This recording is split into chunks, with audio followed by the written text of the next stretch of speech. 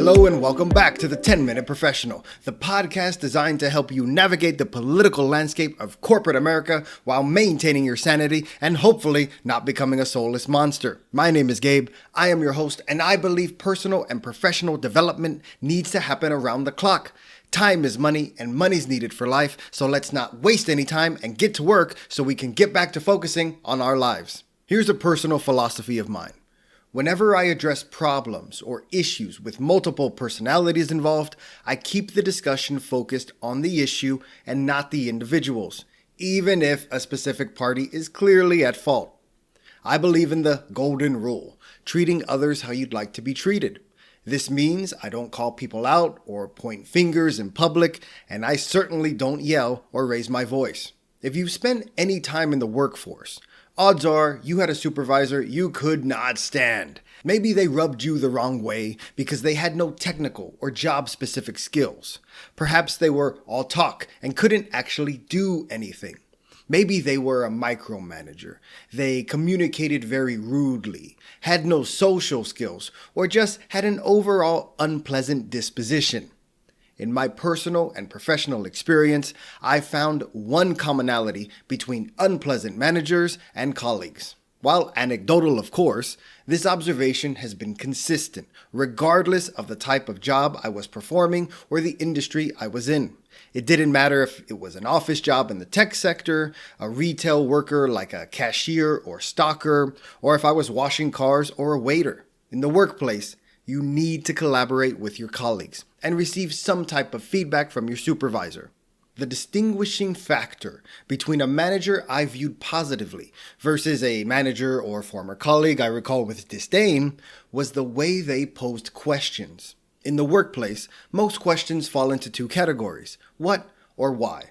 If someone only poses what questions, for as long as they are my colleague, that person didn't really help me learn or grow as an individual. And I know that previous statement hit my ears weird. Didn't help me learn or grow. Because I very much enjoy compartmentalizing my personal and professional lives. But as we mentioned during many of our conversations, people are our most valuable resource. If we want people to grow in their roles, we need them to feel valued, respected, and heard. In my experience, regardless of sector, the best way to do that is to solicit feedback, ask their thoughts and opinions, essentially asking them for input and treating them like adult human beings. If your reports have suggestions, listen to them. Consider the input they offer and give them feedback so they know everything that they're voicing doesn't just go into a void. While this doesn't mean every suggestion will be implemented, keeping an open dialogue can help them feel heard, acknowledged, and valued. Now let's discuss how what versus why questions work in the sense of giving critical feedback. Odds are, when you were a youngling, you didn't enjoy being scolded, talked at, or cut off. I know when I was less experienced in corporate politics, I was unable to recognize when I'm being backed into a corner with senseless questions, which are not designed to move circumstances forward. If you've ever made a mistake in the workplace, like a typo, emailed the wrong person, gave incorrect information accidentally, had a slip of the tongue, congratulations, you're a genuine human being. When you received feedback from your manager, did they ask you something along the lines of, did you do this? What did you do? Blah, blah, blah. Or did they ask you why this action was taken?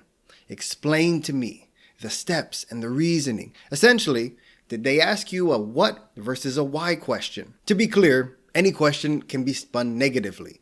However, it's imperative we frame our questions as objectively as possible so a dialogue is encouraged.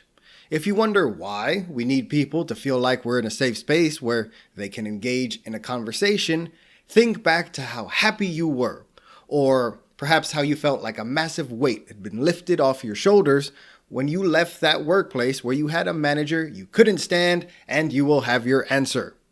It's cliche to say that people leave managers and not jobs, but it's a well-known adage for a reason. As corporate professionals who want to develop skills so we can advance our careers and increase our earning potential, it behooves us to ensure our working environment runs as smoothly as possible. The tone of said environment is dictated by those at the top of the professional hierarchy in our organization or department. A what question is not always open to interpretation. It's like if I tell you Full Metal Alchemist Brotherhood is the greatest anime of all time, and you respond with, "What are you talking about? The answer is obviously blah blah blah," as opposed to, "Well, why do you think that?" What questions, when asked without thought, can come across as argumentative or combative? Respond with a "what do you mean" to someone, specifically as their supervisor, and it's possible that that person will feel put on the defensive, which is not where anyone wants to be in their place of employment. I'm a very direct person. However, I'm cognizant of how my communications can be received. I've consulted with many managers, directors, and executives who would share anecdotes about specific employees.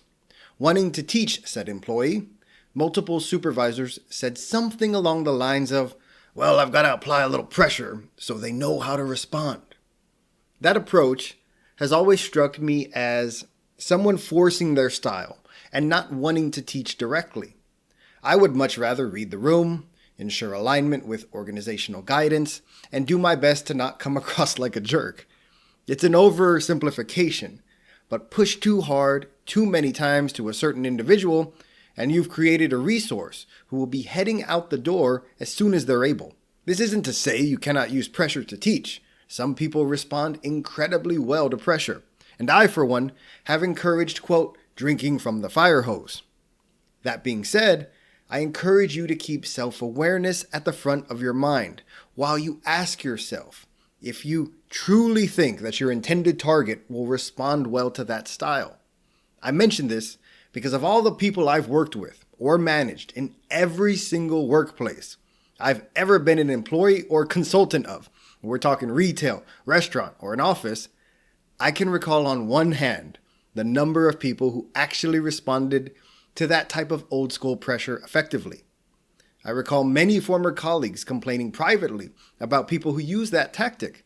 So I ask you to take a step back and truly consider if you know anyone who enjoys an old school scolding or dressing down in a professional capacity.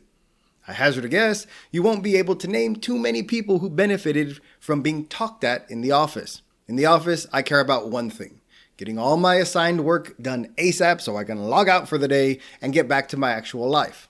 That's why I prioritize efficiency and results above all else. To get the most productivity and efficiency out of people, we need to ensure they have the necessary tools and a comprehensive understanding of what's required. As far as soft skills necessary for professional growth, we can't forget that we're working with actual human beings who have feelings just like every other human, and they may want to understand the why of what's being asked of them. Whenever feedback needs to be provided, be sure to emphasize the why, the root cause, as opposed to just the action requested.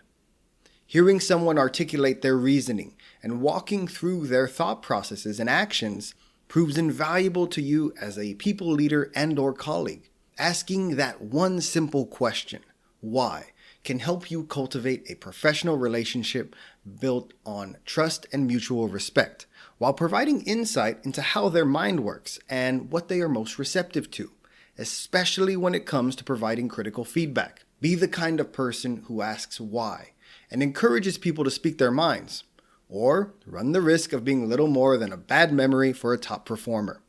I look forward to our next discussion, and I hope you stay happy, healthy, positive, and above all, confident.